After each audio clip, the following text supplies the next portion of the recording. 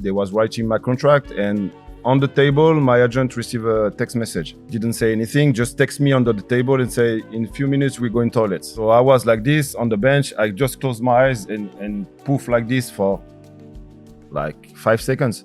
But at this time, they take a picture and they say I was sleeping on the bench. If the goalkeeper came out, hit him properly, hit him, I don't care, make a foul, I don't care. I was really happy for the fans as well, because that's a European Cup. Hello and welcome to Ironcast, and welcome to a real cult hero for West Ham fans. 103 league appearances across 5 seasons for the Hammers. His final appearance, this blew my mind, came in the 2012 playoff final at Wembley, where he took us to the Premier League, where we remain to this day. Huge welcome to Ironcast, former West Ham and Real Madrid star, Julien Faubert. Welcome to the bowling pub, Julien. Welcome, thank you very much. You're still a big West Ham fan. I love that. Yeah, of course. I spent 5 years here. I have one of my sons was born in London as well. And the relationship I had with the fans was crazy. You know, I never feel that after, even before. So still a West Ham fan for sure.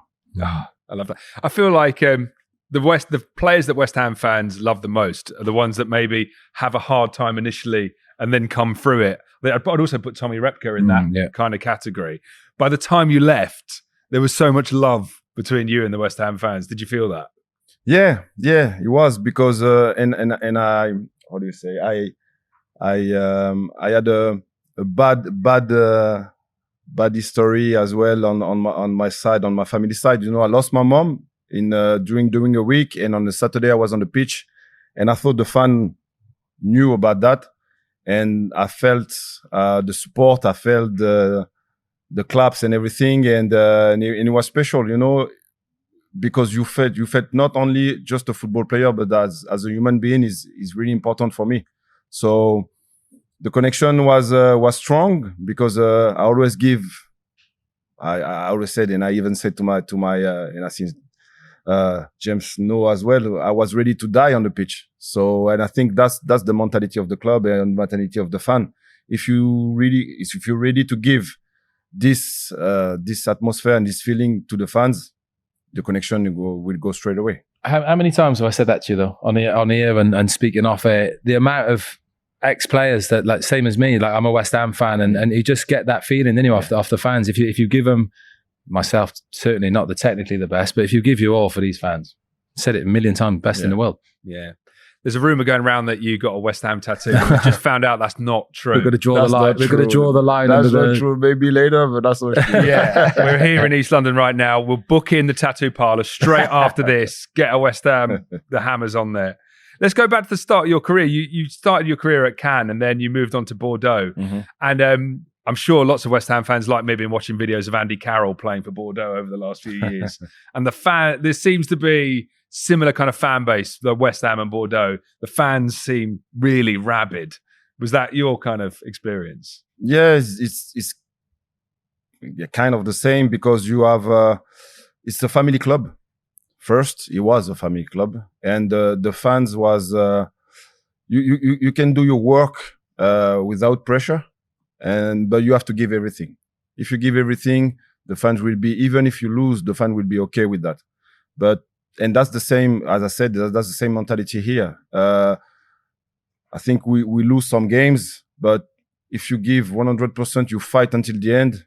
You have the feeling with the fans. So yeah, I start my career over there, like my professional career really over there.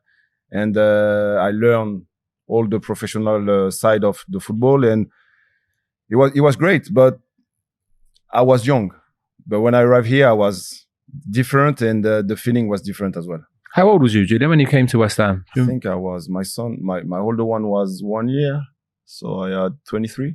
23. Did you settle in London quite easily? Do you remember, like, off the pitch, your family, and obviously you it was had a young difficult son at the beginning, because you know you change your life totally, and we come from in the area of France. It was sunny and everything, so the weather was difficult at the beginning, and even during winter, you know, when the dark come early, it was difficult for us. But after few months, It was okay. Okay. And especially with I always said to the people around me, especially in France, especially with the English people, because I didn't speak any English at all. Only English, like school English, but that's rubbish. That don't help us. And then I arrive here and speak with my teammates, with my like okay English, but not really. And they said, okay, Julien, calm down, just explain with your word. And after that, I practice, didn't take any lessons. And I speak English after like 4 months. So Wow. that was a good welcome for me. And I remember they was really nice with me, James as well. And it was easy for me to play football, even if I was injured. Probably a lot of language you can't use on this podcast, though. Probably being in our dressing room. Check out this claim to fame, Ginge. Go on. Zinedine Zidane retires in 2006 after famously the World Cup final. Yeah. The next person to wear the number 10 for France is Julien Faubert. What a claim Now that to should fame be the that is. tattoo. Yeah. That probably is a tattoo. Yeah. Can't be, yeah. And not only that, it's a friendly against Bosnia and Herzegovina, last minute winner to Scored. win the game 2-1 for Les Bleus. Yeah. How cool is that? Yeah, it was a nice experience. Like, but to be honest, I had for the number, I didn't choose. You know, I was the young one, and all the older one like Thierry Henry, Trezeguet, Wiltord, they didn't want the number, so they said give to the young guy. So I took it. Pressure for 3-4 minutes because the number 10 in France is something special. And then I said in my head, it's just a number, okay, play. But now he's at home for my kids, so I'm happy. And then when I scored, I came on and I just said to myself, just do what you do, no pressure. If you're not good, you're not good. It's your first time, but try to be good. And I was lucky I scored. Scored the winner. And do you say that shirt is framed now at Oh, home? for sure. Yeah. Oh, wow. Pictures of that night as well? Yeah. Oh, so good. You had a taste of English football when you were at Bordeaux. You played Liverpool in the Champions League. And Why are you laughing? Why are you laughing? How was that? Well, it was hard. It was hard. Champions League, first time in Champions League. We play Liverpool away. It was difficult, like really difficult.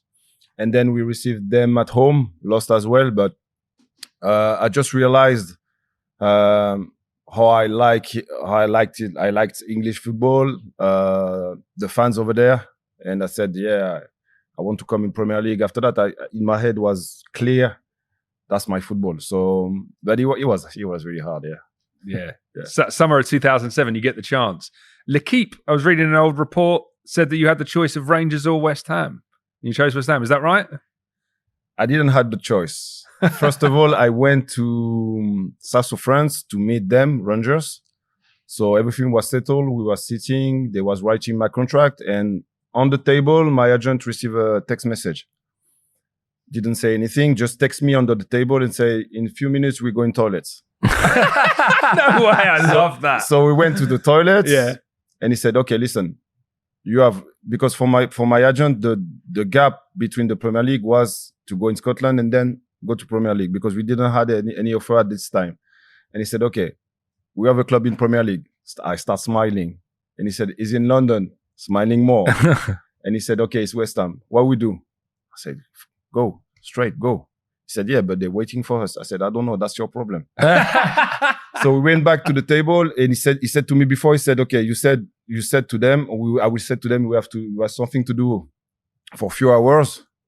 And we leave the table because the flight was waiting for us already in Marseille.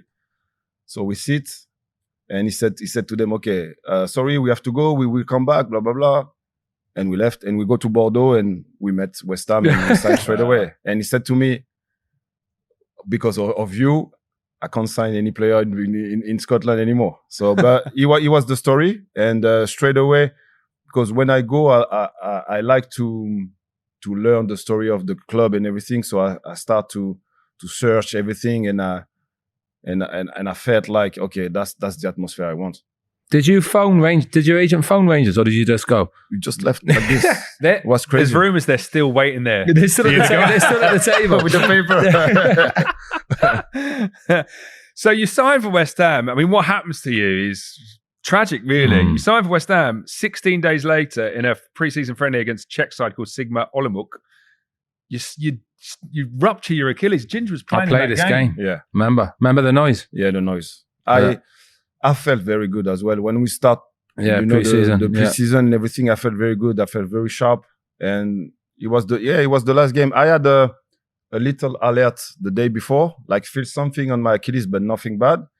And we start the game, and after 20 minutes, I remember John Spector at the ball. I come and go back, push, and I just fell. Yeah, and I think James and John heard the noise and called straight away. But for me, I felt like just on my calf, like something tackled me on my calf and everything. I turned. I was alone. I said, "Oh, that's normal." And the physios come, don't say anything. We go inside and you do the test. The test is you touch the calf. If the Achilles is not moving, it's rupture. And he said to me straight away, "That's rupture. That's not good." And for me, I didn't know what to expect about this injury. And he said to me, "Okay, Julien, that's minimum 6 to 7 months." I said, "What?" And that's like I was really bad. And I had 48 hours to have the surgery. So I took the plane, go to France and made the surgery and do my rehab after. Do they literally have to pull the muscle down and reattach it?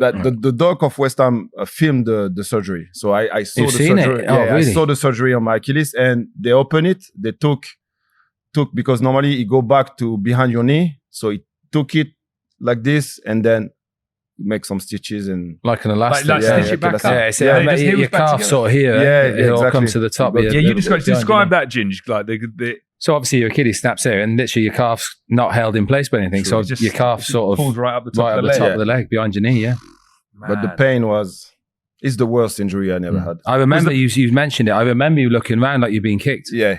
I thought someone tackled me from behind, and I had some bad words and turn around, and I was alone. And I said, "That's not good." Yeah.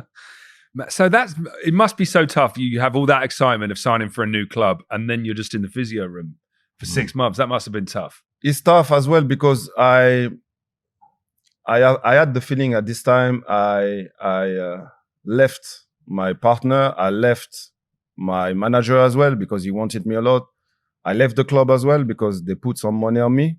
So I felt like a little bit like bad about this. Not really about myself, but more about like I was ready to help the team. I was ready to show what I can do. And just before the season, if it was at the beginning of the preseason, okay, but just before the season, I felt like, and I felt really good with my teammate, really good with the club and everything. I felt like that's a great season for me.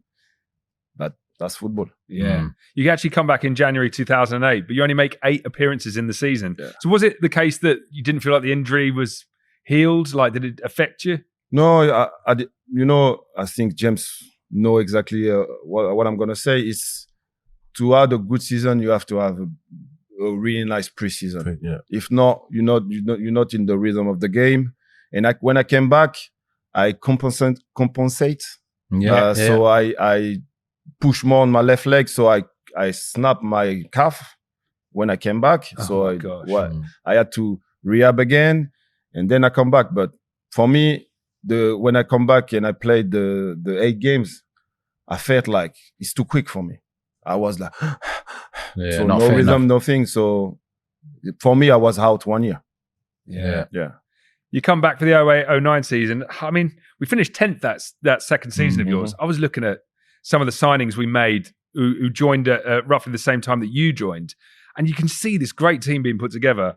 Scott Parker, Craig Bellamy, Freddie Ljungberg, Kieran Dyer, Nobby Solano. And then when you look at this wider squad, you got Anton, Danny Gabardon, Lucas Neal, Matt Everington, John Pancill, Carlton Cole. It's a great dressing room with some proper characters in it. It was, but the problem is we wasn't together in the same time on the pitch. Many injury. And the thing is, I felt on my team. I felt at this time a very, very powerful team, like powerful. And even if we went for some games away, we have some character to push the Strong team, team. and to carry everything. So I felt really confident. But the thing is, I remember, I think I was injured, and you have Dino was injured as well. So many injury, and the thing is, we wasn't together in the same times. And I think we did have it was a terrible year that year for injuries, wasn't it? Bellamy was out, I think. Matty Upson had a bad injury same year, I think. Wow. Yeah, loads. Yeah. Second season, you made 24 appearances across all competitions. You're playing really well. West Ham actually win. I don't know if you know this. Up until January of 2009, West Ham actually win 6 games in a row that you feature in. But obviously, the Icelandic banking crash has happened. But then a phone call comes in from Real Madrid. Yeah. Juan de Ramos is the manager at the time. What do you remember about this time? Because you just got in the team, you're becoming a regular, you're playing a lot, and then Real Madrid calls. Tell us what happened. I think we was on the couch to go to Fulham game, and I received a phone call from a French guy, and he said to me, "Hi, I don't remember his name, and I'm working for Real Madrid." And straight away, I said to him, "Listen, I'm gonna play. I don't have time for jokes and everything." So I switched off my phone, went to play. We made a nice game, I remember. And after the game, I switched on my phone and I saw like 20 text message from my agents, like voicemail and everything. I said, "Whoa!" And I called him and he said to me, "Julien, do you receive a phone call from a French guy who works for Real Madrid?" I said, "Hey, come on, that's a joke." He said, "No, Julien, that's real. I'm ready to take the plane to Heathrow. They're waiting for us over there. We have to go over there." I said, "No, you're joking." He said, No, really." And we went over there and we start talking. And I wasn't the first choice. The first choice was Valencia. Yeah. And he went from Wigan. He went to Man United. Oh, okay. And after that, I was the second one. And so they're waiting for the transfer of Valencia. He went to Man United. And then he said, "Okay, now we're gonna try to do the deal." So we tried to do the deal. The deal was okay. West Ham was okay. And was it always a loan, Julien, or was it ever always a loan? It was a loan and option for buying. Yeah. And the thing is, they was okay at the beginning, but when they knew the name of the club, they say they have to pay. So then they ask for money. West Ham asked for money. It's normal when you have Real Madrid.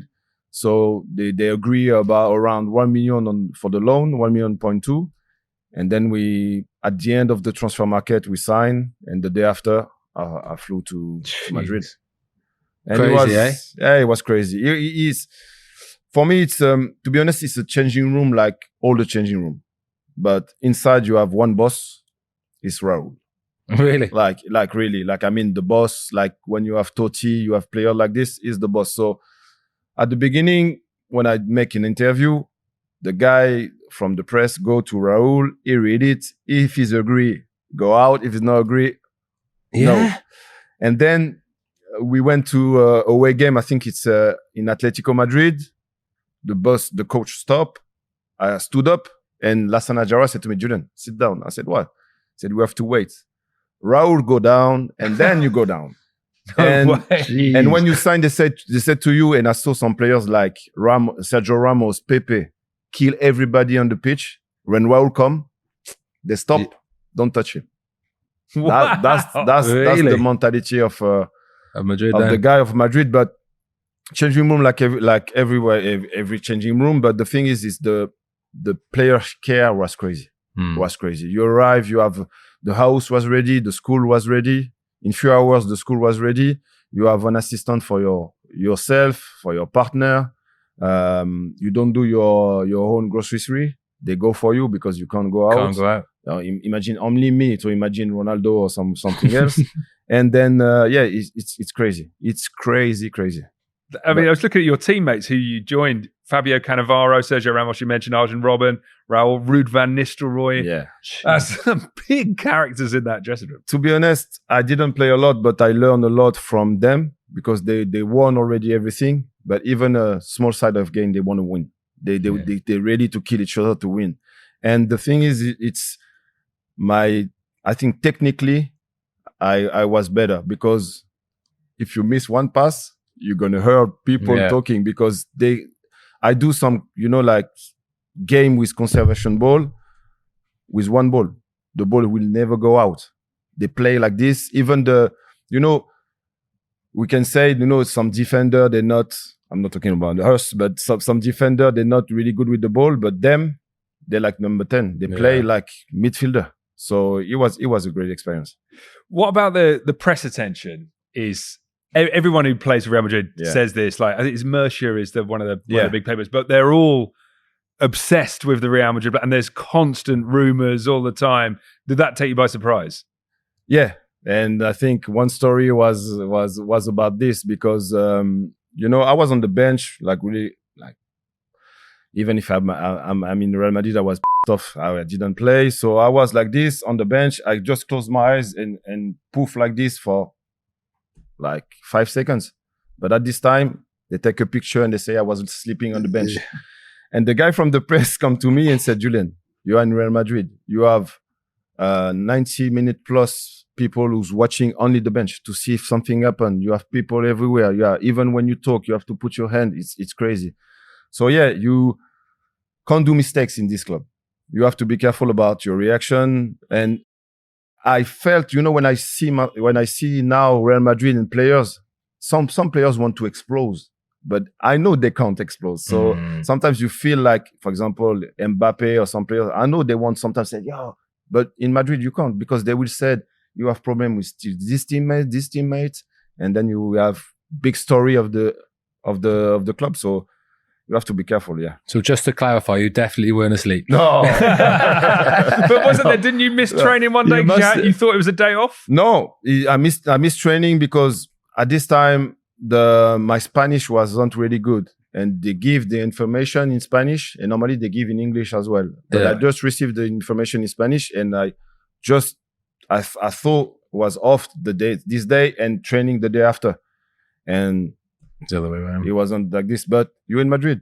So you need to justify everything. If not, they will they will go on the manager and everything. So they will always put the pressure on the players. Yeah. When you came back from Real Madrid, I heard the likes of Carlton Cole and Mark Noble were like, how do we treat you now? Like, are you royalty? They were stupid. They were stupid because that was my mate, and we was close. But I said, just treat me like back before. That's nothing special. I said, Coley cleaning your boots and that. Coley was crazy and Nobs as well. But the thing is, I just come back, and I was happy to come back, and happy to come back in a familiar situation with my friend.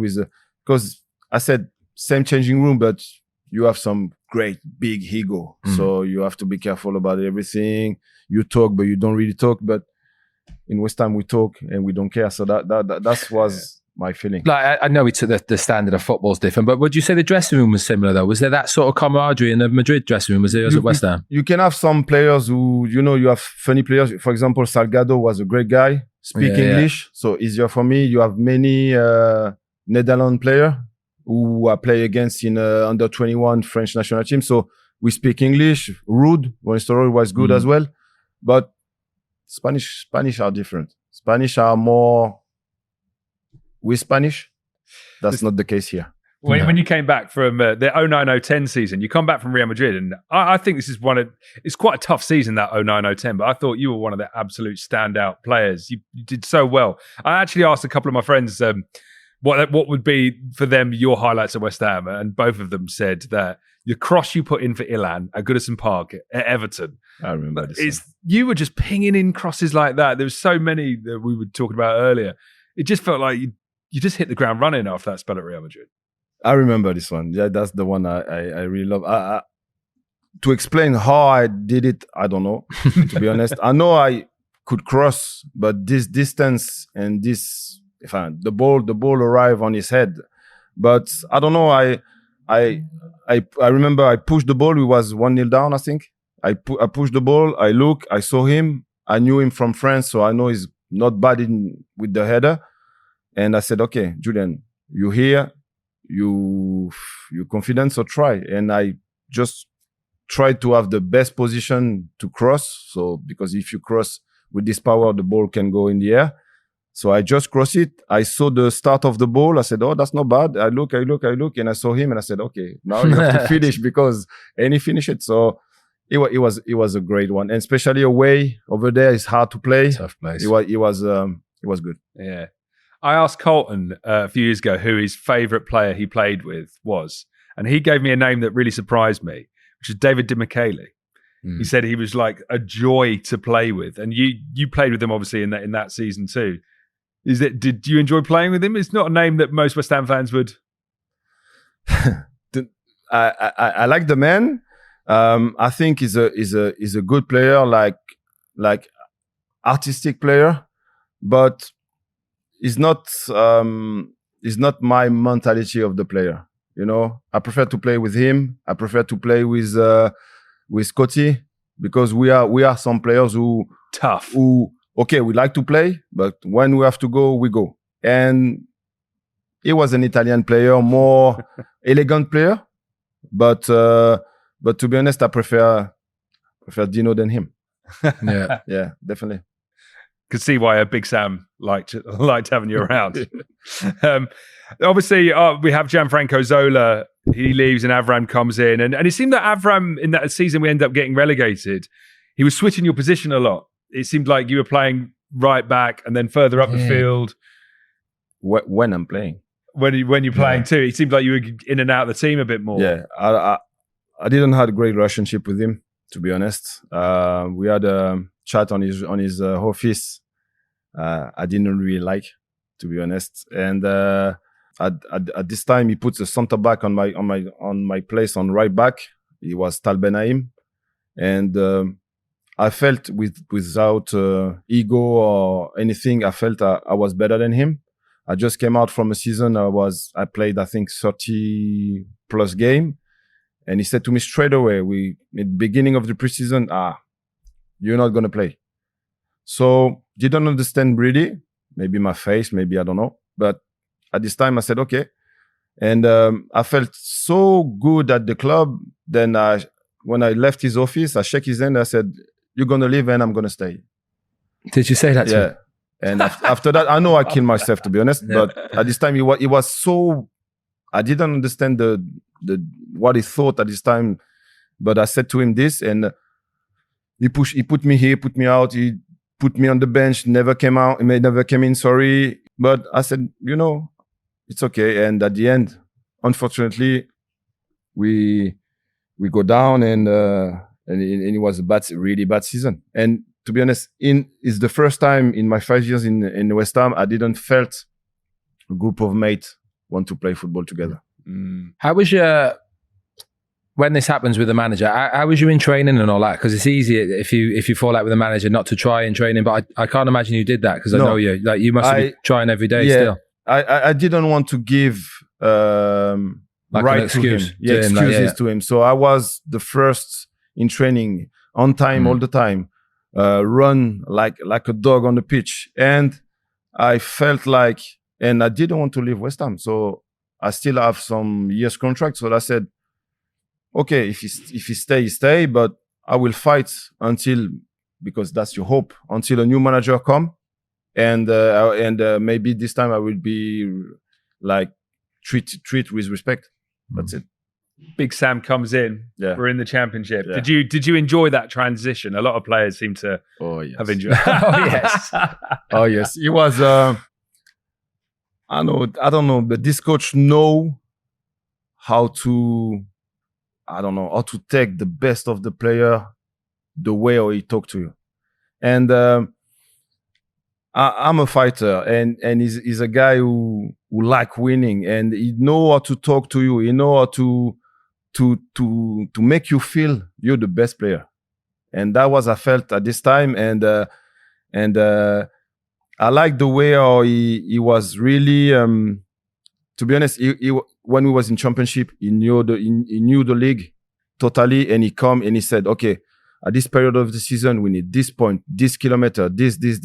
If we're here, we're good. And all the season he make this, and it was a great experience with him, and he was tough on the pitch, but so cool outside, and that's what we need as a player.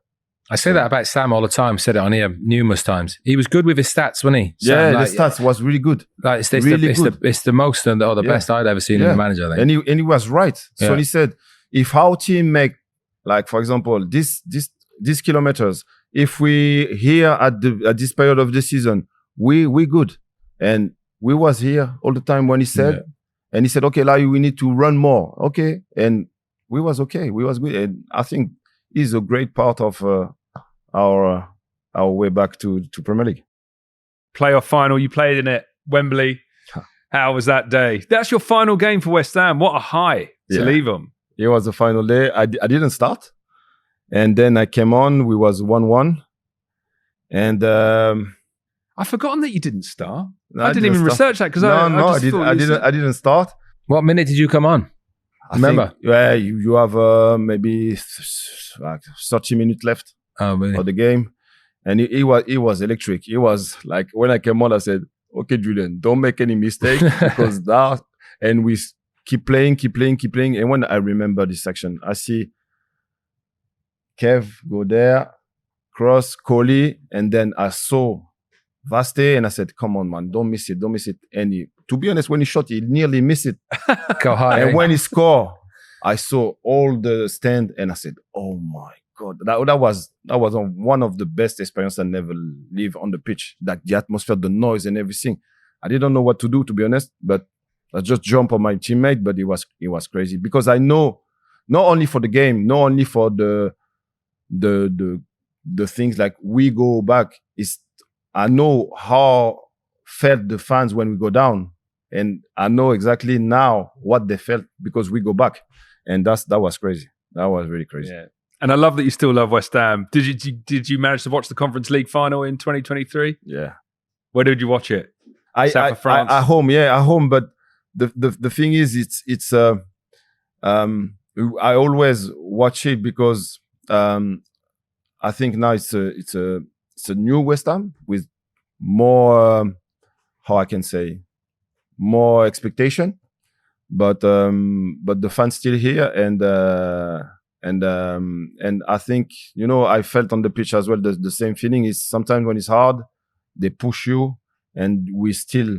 I think football can't exist without fans. So it's great. It's great. I was really happy for the fans as well because that's a European Cup, but it's good. It's good to see that because on the other side in France, in Bordeaux, it's more difficult. Yeah. So now you're still working in football, right? You're working in France? Yeah, I work for the French Federation. So I'm coaching some players who are between 14 and 15 years old. So they just before the academy. It's like how do you say? It's like an academy, but from the French Federation. We have the best player from the region, and I just teach them what I learned, and then try to explain to him what you need to try to arrive in football player. But I said to him, it's easier to be a doctor than football player. So you have to working hard. And when I saw him, and when I saw like many young players like this, I felt like lucky to add this life, to be honest, as well. Did you always want to coach when you finished? Did you think about it, or at the end of my career, around 30? Yeah, I felt this, and I had the chance in France when I go back to Bordeaux. I had the chance to have the manager who said to me, Julien, came to the office. I will explain to you how I manage and everything. He explained to me everything, and I'm a curious guy. I like to learn, and now I'm more with the young players. I was with the older in France, but now I'm more with the young players, and I'm really happy because when you see some young players dreaming, it's good. Yeah. And if you see a really good player, you're on the phone to West Ham, I presume. You never know. You never know. But it's you know, it's satisfying, I bet, to see a young player you've coached do well and move on. Yeah, it's good. But I think because when I was in West Ham, I sometimes look the young player, the youth team and everything. In France, we're different. In France, we're more, I think, here players are more aggressive. They want more. I think they want to, and in France it's more like we give them everything too early. So that's the difference. Here, before you have to be on loan 2 weeks, come back on loan. And before you come to the first team, We You have to be ready, my friend. And you don't come in the first team with the chest up. In France, one game or one training with the first team, you want a big contract, you want to be here, you want your name. That's different. Yeah. That's different. Julian, we can't have you here and not ask a question that I'm dying to ask as a West Ham fan, which is you're involved in one of the all-time great West Ham goals. Winston Reid against Millwall, but you really clatter the goalkeeper, David Ford. I mean, it's more or less an assist. But you were telling us you were basically told to do that. Yeah, exactly. I think Sam tell us like all the, it's a different game against Millwall. You have to be aggressive. You're at home, and it was not a question that we won't lose this game. And Sam said to the cherry room, he said, all the balls in the air, just go for it. And if the goalkeeper came out, hit him properly, hit him. I don't care. Make a foul. I don't care. I said, okay. No problem. And I remember the ball. It was a corner. The ball come back in halfway of the pitch, like half of the pitch, and it was a kick. And I saw the ball in the air.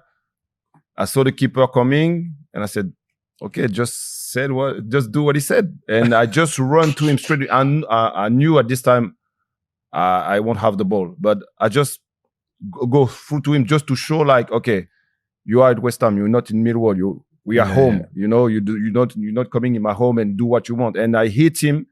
And when I hit him, I just turned and I said, okay, referee, you can make the whistle, no problem. And I don't hear any whistle. And I saw really coming, shoot, like it was a great volley to be honest. Yeah. And shoot in the goal, and I just look around, no whistle. Okay, that's for us. And we run, and even this, I just run like close to the touch line. And I remember Sam, he just grabbed me like in his arm, and he said, you did it. I said, yeah, but normally it's a foul. He said, I don't care. And that was crazy. But this game was special. And it was, when you know the story and everything and the history of the both club and everything, it was special. And I was happy we win, to be honest. That's the only thing. And it was a great game, like a real great men game. And I like this type of game. So it was good. Oh, well. Yeah. Julian, thank you so much for spending your time with us. And thank you for listening as well. We'll be back on Ironcast very soon. Until then, come on, you Irons.